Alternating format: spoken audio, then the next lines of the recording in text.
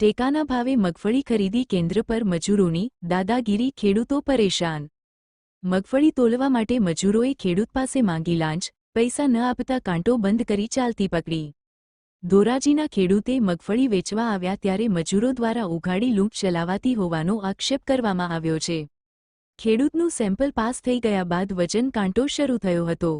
3 ગુણી જોખાયા બાદ ચોથી ગુણીએ મજૂરે ખેડૂતને કહ્યું કે ગુણી થપકારવાના, સરખી બેસાડવાના, 5 રૂપિયા આપવા પડશે। ખેડૂતે વધારાના પૈસા આપવાની ના પાડતા મજૂરો વજન કાંટો લઈને જતા રહ્યા।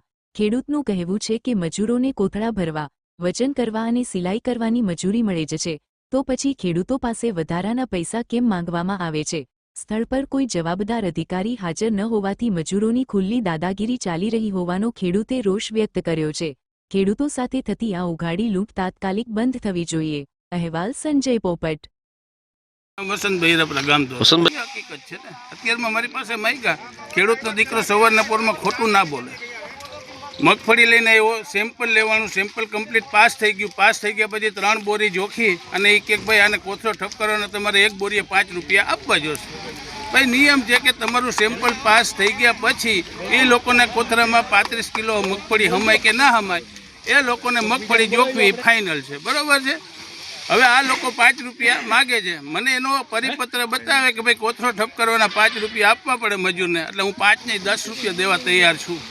તો મૂકીને વયા ગયા, શું કરવાનું? અમારી તે જ માંગ છે, અમારું સેમ્પલ પાસ થઈ ગયું, અમારી મગફળી કોઈ પણ કારણસર જોખાવી જોઈએ, અમને 5 રૂપિયા દેવા ખુશી નથી।